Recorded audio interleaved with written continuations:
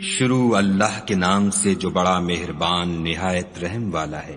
قسم ہے صف باندھنے والوں کی پرا جما کر، پھر ڈانٹنے والوں کی جھڑک کر، پھر ذکر یعنی قرآن پڑھنے والوں کی غور کر کر کہ تمہارا معبود ایک ہی ہے، جو آسمانوں اور زمین اور جو چیزیں ان میں ہیں سب کا مالک ہے، اور سورج کے طلوع ہونے کے مقامات کا بھی مالک ہے۔ بے شک ہم ہی نے آسمان دنیا کو ستاروں کی زینت سے مزین کیا اور ہر شیطان سرکش سے اس کی حفاظت کی کہ اوپر کی مجلس کی طرف کان نہ لگا سکیں، اور ہر طرف سے ان پر انگارے پھینکے جاتے ہیں، یعنی وہاں سے نکال دینے کو، اور ان کے لیے عذاب دائمی ہے۔ ہاں، جو کوئی فرشتوں کی کسی بات کو چوری سے جھپٹ لینا چاہتا ہے تو جلتا ہوا انگارہ اس کے پیچھے لگتا ہے۔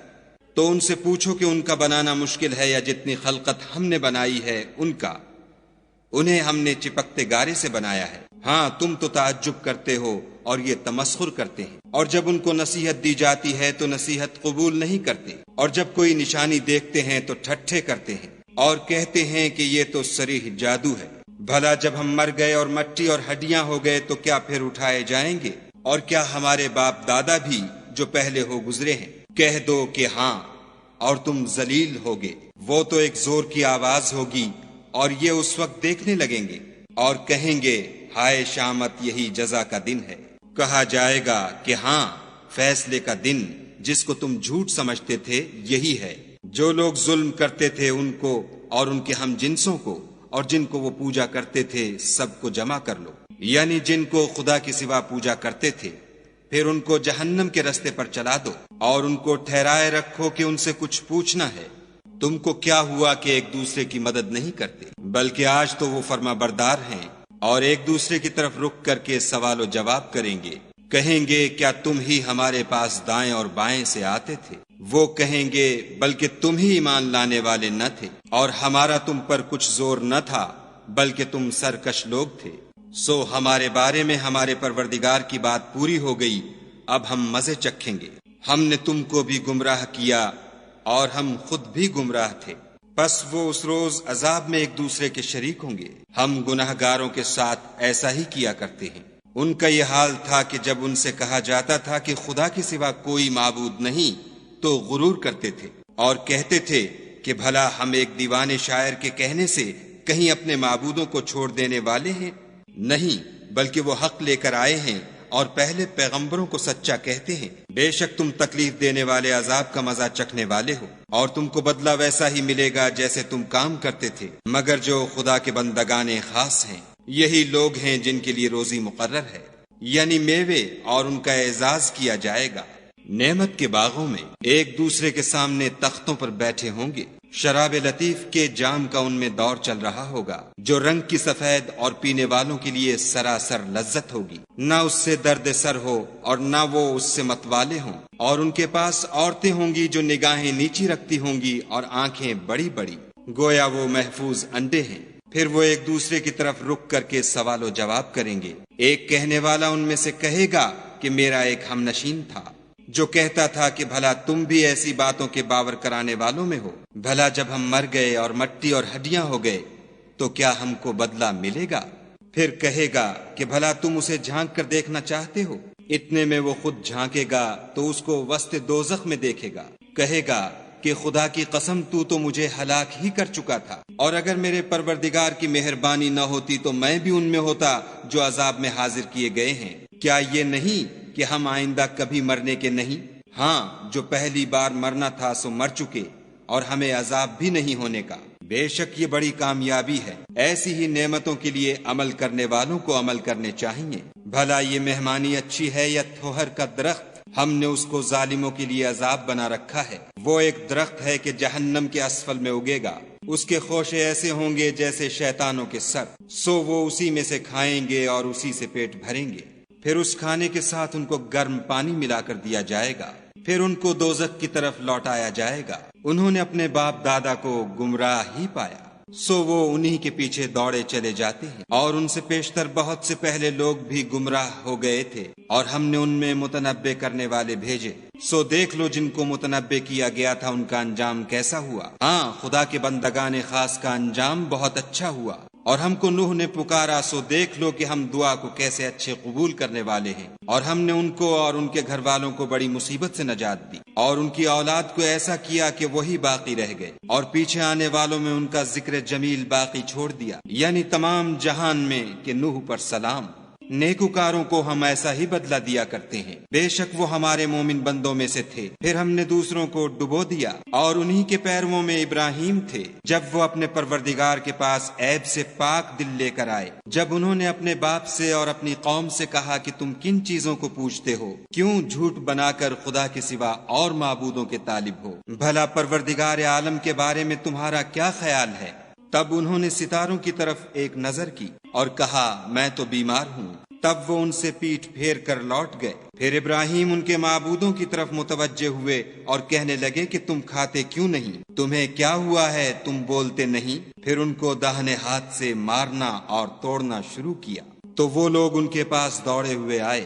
انہوں نے کہا کہ تم ایسی چیزوں کو کیوں پوچھتے ہو جن کو خود تراشتے ہو، حالانکہ تم کو اور جو تم بناتے ہو اس کو خدا ہی نے پیدا کیا ہے۔ وہ کہنے لگے کہ اس کے لیے ایک عمارت بناؤ، پھر اس کو آگ کے ڈھیر میں ڈال دو۔ غرض انہوں نے ان کے ساتھ ایک چال چلنی چاہی اور ہم نے انہی کو زیر کر دیا۔ اور ابراہیم بولے کہ میں اپنے پروردگار کی طرف جانے والا ہوں، وہ مجھے رستہ دکھائے گا۔ اے پروردگار مجھے اولاد عطا فرما جو سعادت مندوں میں سے ہو۔ تو ہم نے ان کو ایک نرم دل لڑکے کی خوشخبری دی۔ جب وہ ان کے ساتھ دوڑنے کی عمر کو پہنچا تو ابراہیم نے کہا کہ بیٹا میں خواب میں دیکھتا ہوں کہ گویا تم کو ذبح کر رہا ہوں، تو تم سوچو کہ تمہارا کیا خیال ہے؟ انہوں نے کہا کہ ابا جو آپ کو حکم ہوا ہے وہی کیجیے، خدا نے چاہا تو آپ مجھے صابروں میں پائیے گا۔ جب دونوں نے حکم مان لیا اور باپ نے بیٹے کو ماتھے کے بل لٹا دیا تو ہم نے ان کو پکارا کہ اے ابراہیم تم نے خواب کو سچا کر دکھایا، ہم نیکوکاروں کو ایسا ہی بدلہ دیا کرتے ہیں۔ بلا شبہ یہ صریح آزمائش تھی، اور ہم نے ایک بڑی قربانی کو ان کا فدیہ دیا، اور پیچھے آنے والوں میں ابراہیم کا ذکر خیر باقی چھوڑ دیا کہ ابراہیم پر سلام ہو۔ نیکوکاروں کو ہم ایسا ہی بدلہ دیا کرتے ہیں، بے شک وہ ہمارے مومن بندوں میں سے تھے، اور ہم نے ان کو اسحاق کی بشارت بھی دی کہ وہ نبی اور نیکوکاروں میں سے ہوں گے، اور ہم نے ان پر اور اسحاق پر برکتیں نازل کی تھیں، اور ان دونوں کی اولاد میں سے نیکوکار بھی ہیں اور اپنے آپ پر صریح ظلم کرنے والے یعنی گناہگار بھی ہیں۔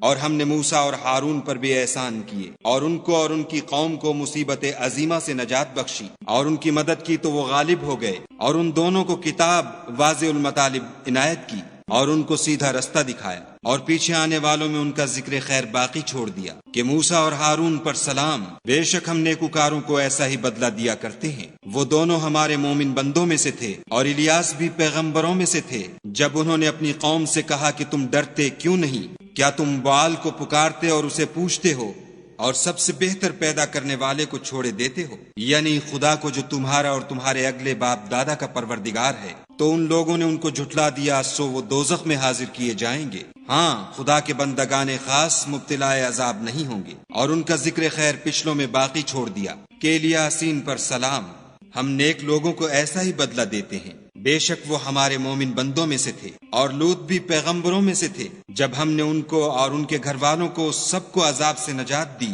مگر ایک بڑھیا کہ پیچھے رہ جانے والوں میں تھی، پھر ہم نے اوروں کو ہلاک کر دیا۔ اور تم دن کو بھی ان کی بستیوں کے پاس سے گزرتے رہتے ہو، اور رات کو بھی، تو کیا تم عقل نہیں رکھتے؟ اور یونس بھی پیغمبروں میں سے تھے، جب بھاگ کر بھری ہوئی کشتی میں پہنچے، اس وقت قرع ڈالا تو انہوں نے زک اٹھائی، پھر مچھلی نے ان کو نگل لیا، اور وہ قابل ملامت کام کرنے والے تھے۔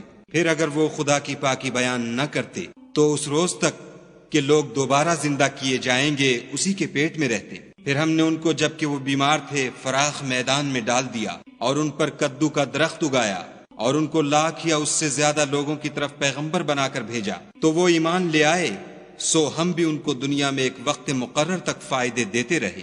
ان سے پوچھو تو کہ بھلا تمہارے پروردگار کے لیے تو بیٹیاں اور ان کے لیے بیٹے، یا ہم نے فرشتوں کو عورتیں بنایا اور وہ اس وقت موجود تھے؟ دیکھو یہ اپنی جھوٹ بنائی ہوئی بات کہتے ہیں کہ خدا کی اولاد ہے، کچھ شک نہیں کہ یہ جھوٹے ہیں۔ کیا اس نے بیٹوں کی نسبت بیٹیوں کو پسند کیا ہے؟ تم کیسے لوگ ہو، کس طرح کا فیصلہ کرتے ہو؟ بھلا تم غور کیوں نہیں کرتے؟ یا تمہارے پاس کوئی صریح دلیل ہے؟